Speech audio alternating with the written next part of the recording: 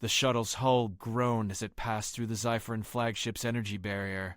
Victoria Cross gripped the armrest, her knuckles white beneath the dim emergency lighting. 5 years of war had led to this moment. 5 years of blood, fire, and grief compressed into a single desperate gamble. "Diplomat Cross, we are being scanned," her pilot said, voice tight with fear. "Multiple weapon locks. They could vaporize us right now." Victoria stared at the view screen where the massive alien vessel filled their vision like a mechanical leviathan. Its surface was scarred with human railgun impacts and plasma burns. They'd hurt each other badly, maybe too badly to ever stop. "They won't fire," she said, hoping she was right. Not yet. The docking clamps seized the shuttle with a metallic shriek. Victoria stood, smoothing her diplomatic uniform. One final time. Her hands trembled slightly. She'd left her security detail behind. No weapons, no guards. Just her and a data chip that held either salvation or her death warrant. The airlock hissed open. A wall of Zypheron warriors waited on the other side, their forearms holding plasma rifles aimed directly at her chest. They were tall, insectoid, their chitinous armor gleaming under harsh overhead lights. Beautiful and terrifying. "I am Victoria Cross, diplomatic envoy of the United Earth Coalition," she said clearly. "I request an audience with Matriarch Kessa'ril." The lead warrior's mandibles clicked rapidly, and what Victoria had learned was contemptuous laughter. "The matriarch does not waste words on the dying. You have brought your execution with you, human. Then she'll want to hear what I have to say before she kills me." Victoria stepped forward, close enough to feel the heat radiating from the nearest plasma rifle. "Because this war is a lie, and we're both running out of time." Then the warrior gestured sharply with 2 arms. "Move. Attempt escape and you will become ash before your next breath." They marched her through corridors that stank of recycled air and something acidic she couldn't identify. Zypheron crew members stopped to stare as she passed. Some hissed. Others simply watched with their compound eyes reflecting hatred so pure it made her skin crawl. She'd seen the casualty reports. Humanity had killed millions of them. They had every right to their rage. The command chamber doors split open like a wound. Inside, the matriarch waited. Kessa'ril stood before a tactical display showing the war's current state. Red and blue markers clustered around a dozen contested systems, each representing thousands of ships and millions of lives. The alien queen was larger than her warriors, her carapace marked with scars and military honors. But it was her eyes that struck Victoria. They held a weariness that transcended species. "You dare come here alone?" Kessa'ril said in perfect English, her translator rendering her clicking speech into words sharp as broken glass. "You dare stand in the presence of those you have murdered?" "I dare, because this has to end," Victoria replied. "Not with surrender, not with victory, but with truth." Truth. Kessa'ril's laugh was bitter. "The truth is your species fired first. The truth is you slaughtered our mining colony at Tau Ceti. The truth is written in the bodies of my people floating in the void. That's what we both believe." Victoria pulled the data chip from her pocket slowly, keeping her movements visible. "And it's exactly what someone wanted us to believe." She held up the chip. 3 months ago, our intelligence division intercepted communications from a species we'd never encountered. They call themselves the Collective. These transmissions detail a 20-year operation to engineer first contact between humanity and the Zypheron Empire. Kessa'ril's mandibles twitched. "Conspiracy theories from a desperate enemy." "Then explain the satellite network we found at Tau Ceti," Victoria pressed.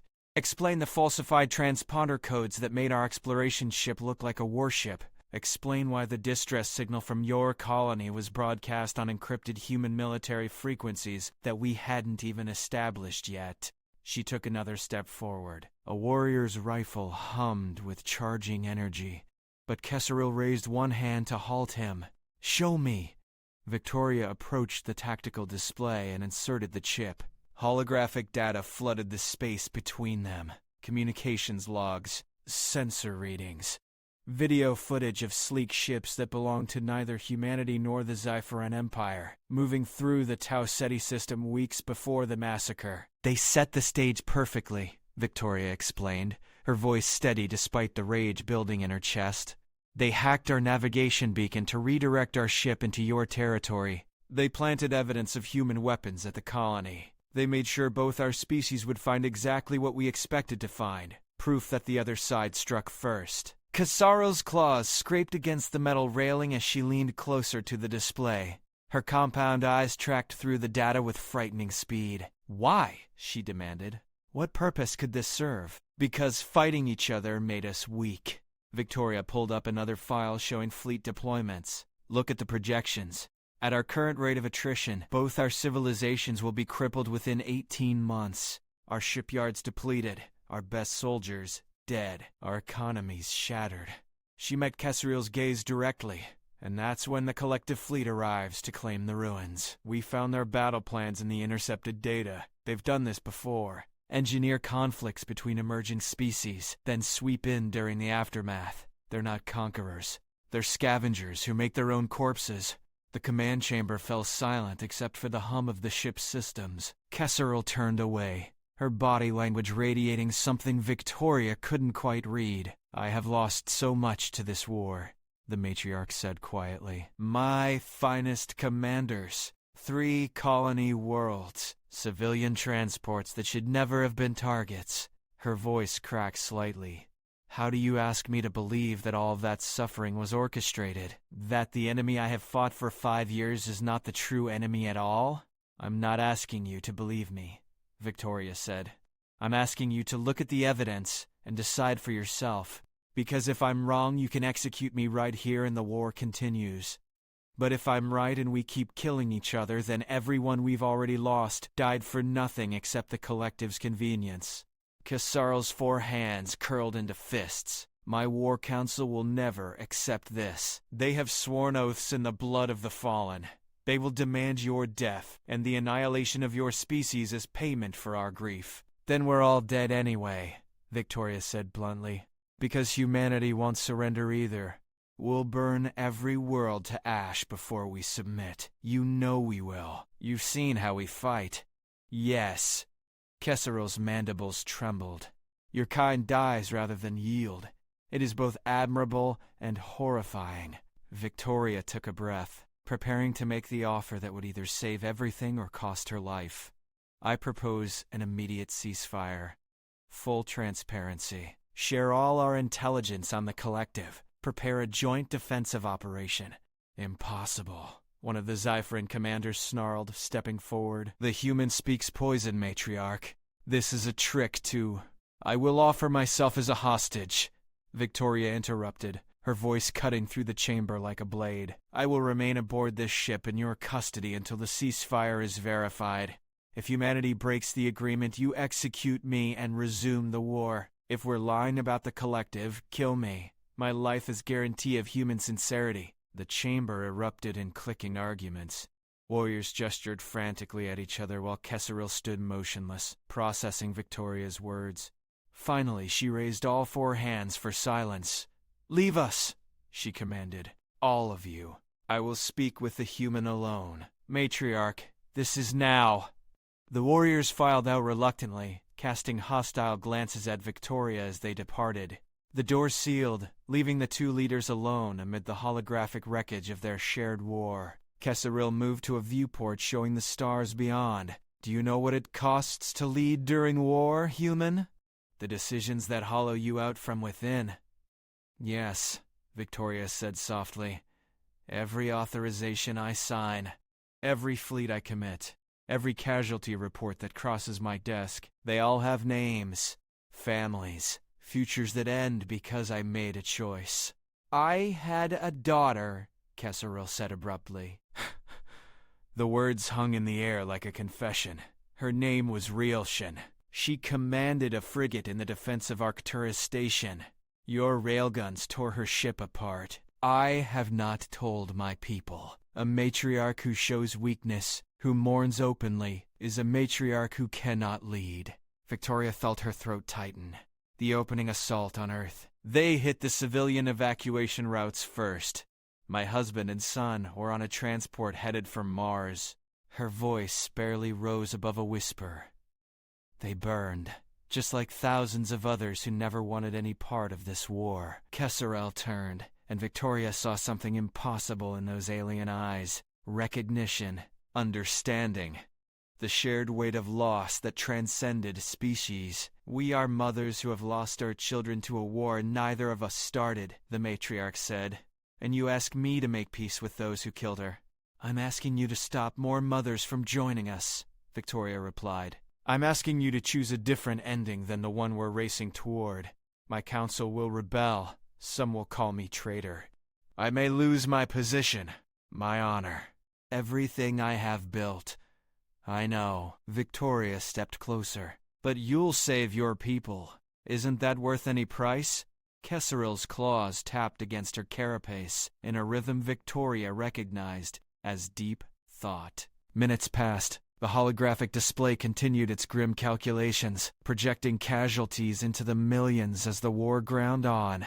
"If I do this," Kessa'ril said finally, "and you betray me, I will not die quietly. I will make certain humanity remembers the cost of their deception." "If I betray you, I'll deserve whatever comes," Victoria said. "But I'm not lying. The evidence is real. The threat is real. And we're running out of time." "How long?" Victoria pulled up the collective fleet projections. "Our intelligence estimates they'll arrive in this sector within 6 weeks. Maybe less." 6 weeks? Kessa'ril's laugh was harsh. "To end a 5-year war. To unite species who have perfected the art of killing each other. To prepare for an enemy we know almost nothing about." "Yes. You ask the impossible, human. The impossible is all we have left." Kessa'ril studied Victoria for a long moment. Then she moved to her command console and initiated a communication protocol. "I am calling my war council. They will not accept this easily." The doors opened, and the Zypheron commanders flooded back in, their agitation palpable. The largest of them, his carapace adorned with kill markings, pointed one claw at Victoria. "Matriarch, you cannot seriously consider this creature's words. She stands in the blood of our people and speaks of peace. It is obscene." "Commander Thexkar," Kessa'ril said calmly, "I am considering the possibility that we have been manipulated. That is not weakness. That is tactical analysis." "It is surrender," another commander hissed. "The Council will never. The Council will hear the evidence and make an informed decision," Kessa'ril interrupted, her voice carrying the full weight of her authority. "Or would you prefer to ignore intelligence that might save the Empire simply because it comes from an unexpected source?" She activated the holographic display, showing the intercepted collective communications. The commanders watched in hostile silence as the data unfolded. Victoria saw doubt creeping into some of their expressions, though others remained rigidly opposed. "Even if this is true," Thexkar growled, "even if there is a third party involved, it changes nothing. We have lost too much. The blood debt must be paid." "With what?" Victoria asked quietly. "With more death? More widows? More children who will never see their parents again?" She gestured at the tactical display. "You're winning this war, Commander. Your last offensive broke through our defensive lines. You're 3 months from Earth orbit if you press the advantage." Thexkar's mandibles spread in what Victoria had learned was a predatory grin. "Then you admit defeat." "No! I'm telling you that when you reach Earth, humanity will detonate the fusion charges we've planted in every major city. We'll scorch our own world rather than let you take it. And you know we will because you've seen us do it before, at New Savannah." The grin faded. New Savannah had been a horror neither side wanted to repeat. Humanity had turned an entire colony world into a radioactive tomb rather than surrender it. "And when Earth burns," Victoria continued, "your fleets will be extended far from Zypheron space. Your supply lines will be stretched to the breaking point. You'll be vulnerable. And that's exactly when the collective arrives to finish what we started." "You could be inventing this threat," another commander said. "A desperate ploy to... Then verify it," Kessa'ril said sharply. "Send your own intelligence teams to examine the data. Cross-reference it with your own sensor logs from Tau Ceti. If the human lies, we will know within days." She turned to face her entire council. "But I have looked at this evidence. I have seen the patterns. and I believe we have been deceived. The question is whether we have the courage to acknowledge that possibility and adapt our strategy accordingly. The courage? Thexkar stepped forward aggressively. You speak of courage while standing beside the creature whose species has slaughtered millions of us, while considering peace with an enemy who has given us nothing but death? She gave us herself, Kessa'ril said quietly. She came here alone, unarmed, and offered her life as collateral. That is either supreme foolishness or profound sincerity. I am inclined toward the latter. The council erupted into heated argument, voices clicking and hissing in rapid-fire Zypheron. Victoria stood still, knowing her fate was being decided in a language she only partially understood. She caught fragments: dishonor, betrayal, tactical opportunity, trap. Kessa'ril let them argue for several minutes before slamming two of her hands against the console, the impact echoing through the chamber like a gunshot. Enough! Her voice carried absolute command. I am Matriarch of the Zypheron Empire. I have led us through 5 years of blood and fire. I have earned the right to make this decision. We will implement a 6-hour ceasefire to verify the humans' evidence. If it proves false, we resume the war with renewed fury. If it proves true, we prepare for a threat that makes our current conflict trivial by comparison. Matriarch, Thexkar said, his tone dangerous. If you pursue this path, there will be consequences. The warrior clans will follow orders, Kessa'ril snapped, or they will be declared traitors and dealt with accordingly. Am I understood? Reluctant clicks of acknowledgement filled the chamber. Victoria released a breath she hadn't realized she'd been holding. The human remains in custody, Kessa'ril continued. Triple guard. If humanity violates the ceasefire by even a single weapons discharge, execute her immediately. Prepare verification teams to examine all data regarding this collective. And someone bring me updated tactical projections for a defensive scenario against an unknown enemy force. The commanders dispersed, some still muttering objections. Thexkar paused at the doorway, fixing Kessa'ril with a look that promised future reckoning, then departed. Alone again, Kessa'ril seemed to sag slightly, the weight of her decision visible in the set of her shoulders. You have 6 hours to be proven right, she told Victoria. I suggest you pray to whatever gods your species believes in that your intelligence is accurate. I don't need gods, Victoria replied. I need your scientists to do their job. The evidence will speak for itself. For both our sakes, I hope you are correct. Kessa'ril gestured to the guards waiting outside. Take her to detention, comfortable but secure. She is valuable. As the guards led Victoria away, the human diplomat allowed herself the smallest smile. It wasn't victory. Wasn't even close to peace. But it was a chance. And after 5 years of nothing but death, a chance felt like a miracle. The detention cell was sparse but clean. A sleeping platform, basic facilities, and a small window showing the starfield beyond. Victoria sat on the platform and waited. Somewhere in this ship, Zypheron scientists were combing through humanity's intelligence data. Somewhere out in space, both fleets were receiving orders to cease fire. And somewhere beyond all of it, the collective was drawing closer. 4 hours passed before Kessa'ril returned. The matriarch entered the cell alone, her movements heavy with exhaustion. Sit, Victoria offered, gesturing to the platform beside her. Kessa'ril lowered herself slowly, a gesture of trust that wasn't lost on Victoria. For a long moment, neither spoke. My scientists confirmed it, Kessa'ril finally said. The satellite network, the transponder manipulation, the timeline matches perfectly. We found additional evidence in our own archives that someone had been systematically altering our sensor data for months before Tau Ceti. She turned to look at Victoria. You were telling the truth? Did you doubt me? No. Kessa'ril's mandibles clicked softly. I wanted to doubt you. It would have been easier. But the evidence is irrefutable. We have been dancing to someone else's tune for 5 years. So now what? Victoria asked. Now I must convince my people to fight alongside yours, to trust the species we have hated with every fiber of our being, to rebuild bridges we have spent years burning. Kessa'ril's voice cracked. I do not know if I have the strength for this, Victoria Cross. I am so very tired. It was the first time the matriarch had used her given name. Victoria reached out slowly, carefully, and placed her hand on Kessa'ril's arm. The alien's chitin was warm and surprisingly smooth. "You're not alone," Victoria said. "We carry this together.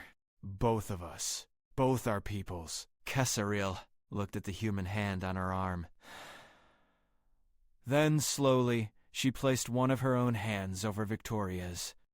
"In my culture, this gesture signifies a bond deeper than words, a commitment written in action, rather than promises." "In mine, too," Victoria replied softly. They sat like that for several minutes, two mothers who had lost everything, finding unexpected solace in shared grief and shared purpose. "I need to address my fleet," Kessa'ril said eventually, "and you must contact your government. We will broadcast simultaneously, show both our peoples that their leaders stand united."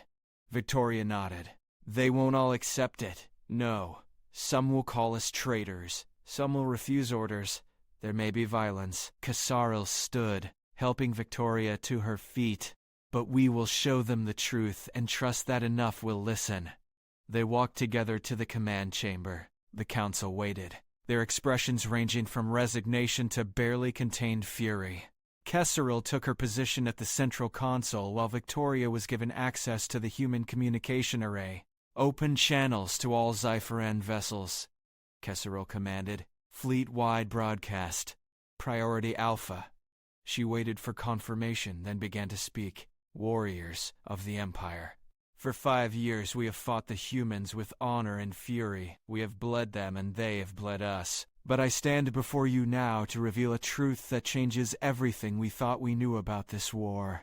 On the human channel, Victoria delivered a parallel message. "United Earth Coalition Forces. This is diplomatic envoy Victoria Cross speaking from aboard the Zypheron flagship. I am broadcasting with the full authority of the Coalition Council. What I'm about to tell you will be difficult to accept, but I ask that you listen with open minds and verify what I say through your own intelligence channels." Both leaders then presented the evidence together, their broadcasts synchronized, so both fleets received the same information simultaneously. The intercepted communications, the falsified data, the collective's approach. The truth laid bare. "I am ordering an immediate ceasefire," Kessa'ril announced. "Not surrender, not defeat, but a tactical reassessment in light of new intelligence about our true enemy. Those who refuse this order will be court-martialed. Those who accept it will help forge an alliance that may save both our species from extinction. Effective immediately. All human forces are to stand down," Victoria continued. "Any commander who fires on Zypheron vessels during this ceasefire will face charges of treason. We are not asking you to forget 5 years of war. We're asking you to see past it to the greater threat we all face." The broadcasts ended. Tense silence filled the command chamber as both sides waited for the response. It came in waves. Some ships acknowledged immediately. Others went dark, their commanders refusing orders. 3 Zypheron cruisers and 2 human destroyers broke formation, their crews in open rebellion. "Multiple unauthorized weapon charges detected," a Zypheron sensor officer reported. "Both our ships and theirs. Broadcast on all channels," Kessa'ril ordered. "Any vessel that fires will be considered hostile and will be engaged by joint forces. This is your only warning." Victoria echoed the command through human channels. For 10 agonizing seconds, weapons stayed hot. Then, one by one, the rebel ships powered down their systems. "Ceasefire holding," the sensor officer confirmed. No shots fired. Victoria felt her knees weaken with relief. Kessa'ril's mandibles trembled before steadying. "That was the easy part," the matriarch said quietly. "Now comes the hard work of actually coordinating our forces against an enemy neither of us truly understands." "Then we start learning," Victoria replied. "Fast." The next 3 weeks were chaos. Joint tactical sessions where former enemies argued over strategy. Technology exchanges that felt like betrayals to hardliners on both sides. Training exercises where human and Zypheron crews had to learn to trust each other's combat instincts. Victoria remained aboard the flagship, working directly with Kessa'ril to coordinate the defensive preparations. They discovered unexpected synergies. Human mobility tactics combined with cipher and shield technology. Earth's advanced sensor arrays integrated with the Empire's superior weapons targeting.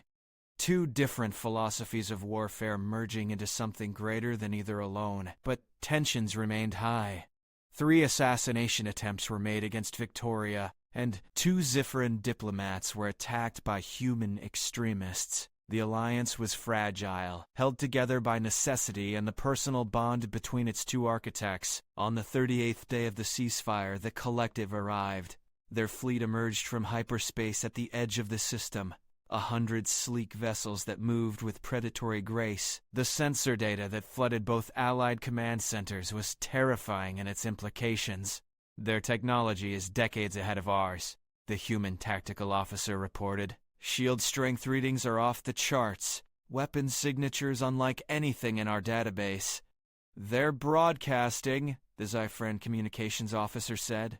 The message came through in multiple languages, the translation perfect and contemptuous. Attention, surviving forces of humanity in the Zypheron Empire. You have served your purpose. Your fleets are depleted. Your worlds are vulnerable. Surrender now, and your deaths will be swift. Resist, and we will make examples of your species that will echo across the galaxy for 10,000 years. Kessa'ril and Victoria exchanged glances across the command chamber. Despite everything, both smiled grimly. Respond on all channels, Kessa'ril ordered. Tell them the Matriarch of the Zypheron Empire does not surrender. And tell them, Victoria added, that humanity has some experience with dying hard. The Collective's response was immediate. Their fleet accelerated toward the combined defensive position, weapons charging with energies that made both human and Zypheron sensors scream warnings. All vessels, this is Matriarch Kessa'ril. Engage the enemy. For the Empire and for our allies. Show them what united we can become. All ships, Victoria Cross. We've been at war for 5 years. We know how to fight. So let's show these bastards what happens when Earth and the Empire stop fighting each other and start fighting together. The battle erupted across 3-dimensional space. The Collective's technological advantage was clear from the first exchange. Their weapons carved through shields that had taken weeks to coordinate. Their ships danced through defensive grids with contemptuous ease. But what the Collective hadn't anticipated was the sheer, stubborn ferocity of 2 species who had spent 5 years learning exactly how to kill effectively. Human fighters swarmed like angry hornets, sacrificing themselves to create openings for Zypheron heavy cruisers. Zypheron point defense systems protected human carriers while Earth's electronic warfare specialists blinded collective targeting arrays. Victoria coordinated the human fleet while Kessa'ril commanded the Zypheron forces, their strategies interlocking like fingers clasped in desperate prayer. When human ships fell, Zypheron vessels moved to cover their retreat. When Zypheron battleships were overwhelmed, human destroyers burned their engines to provide supporting fire. The Collective adapted quickly, but so did the Alliance. Every loss taught them something. Every sacrifice bought time to adjust tactics. The battle raged for 18 hours straight, neither side yielding. In the command chamber, Victoria's hands flew across controls, rerouting damaged squadrons and identifying weak points in the enemy formation. Beside her, Kessa'ril orchestrated devastating volleys that exploited every gap the humans created. Their flagship is maintaining position at the rear of their formation, Victoria noted. They're coordinating everything from there. A decapitation strike? Kessa'ril suggested. If we can get close enough. But their defensive screen is impenetrable. Not if we make them move it. Kessa'ril pulled up the tactical display. If we feint an assault on their left flank with our heavy capital ships, they will shift resources to defend. That opens a narrow corridor on the right. Narrow enough to get a strike team through? For human fighters, yes. Your pilots are reckless enough to attempt it. Victoria grinned fiercely. I'll take that as a compliment. She opened the channel to the human carrier wing.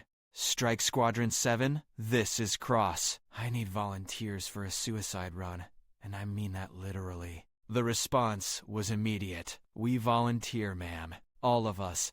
Just tell us where to point our ships. The plan unfolded with desperate precision. Zypheron battleships launched a massive assault on the collective's left flank, drawing their defensive forces like a magnet. The moment the opening appeared, 12 human fighters screamed through the gap at maximum acceleration. Collective point defense opened fire, but the fighters were already inside optimal range, weaving through fire with insane precision. 6 fighters died in the first 10 seconds. The remaining 6 drove straight toward the flagship. "Now!" Victoria commanded. The fighters launched their entire payload of antimatter torpedoes at point-blank range, then vectored away at angles that would tear most ships apart. The torpedoes struck the collective flagship's bridge section simultaneously. The explosion was visible across the entire battlefield. The collective flagship's forward quarter simply ceased to exist, replaced by an expanding sphere of superheated plasma. For 3 seconds, the entire enemy fleet hesitated. Their coordination faltered. Ships drifted out of formation. "All forces, full assault," Kessa'ril ordered. "Do not let them recover." The combined fleets surged forward. Human railguns and Zypheron plasma cannons tore into the disoriented enemy. The collective tried to re-establish command and control, but the Alliance had learned their patterns. Every time a new flagship tried to assert control, combined fire obliterated it. The battle turned into a rout. The collective fleet began to retreat, their formations collapsing. Some ships tried to surrender, but both Victoria and Kessa'ril ordered no quarter. Not after what these creatures had done. Not after the manipulation and death. When the last collective vessel jumped to hyperspace, leaving behind a graveyard of shattered hulls, both human and alien, the command chamber fell silent. Victoria collapsed into a chair, her body shaking with exhaustion. Kessa'ril stood at the viewport, looking out at the debris field where thousands had died. "We won," Victoria said quietly. "We survived." Kessa'ril corrected. "But at what cost?" The casualty reports scrolled across displays. 40% of the human fleet destroyed. 35% of the Zypheron forces. Thousands dead on both sides. But they had won. Victoria stood and walked to the viewport, standing beside Kessa'ril. "I want to show you something." She pulled up an image on her personal device. A young boy with dark hair and a bright smile, standing next to a man who had Victoria's eyes. "My family. Before." Kessa'ril was quiet for a moment, then activated her own display. A smaller Zypheron, with delicate features, and what Victoria had learned to recognize as a joyful posture. "My daughter." She wanted to be an explorer, not a warrior. The war made her into something she never wanted to be. "They'd hate what we've become," Victoria said softly. "No." Kessa'ril's voice was firm. "They would understand. We did what we had to do. We ended a war. We saved our peoples. We built something new from the ashes of something terrible." Victoria felt tears tracking down her cheeks. She didn't wipe them away. Kessa'ril's mandibles trembled, and Victoria realized the alien was crying too, in her own way. "I hated you," Kessa'ril admitted. "For so long I hated your entire species. You killed my daughter. You burned my worlds. You were everything wrong with the universe. I know. I hated you too. I blamed you for everything I'd lost. But now?" Victoria looked at the alien leader who had become something impossible. Not a friend. Not exactly. But something deeper. A partner in grief. A fellow architect of desperate peace. "Now I think we have a chance to build something better," Victoria said. "Not to forget what we've lost, but to make sure it means something."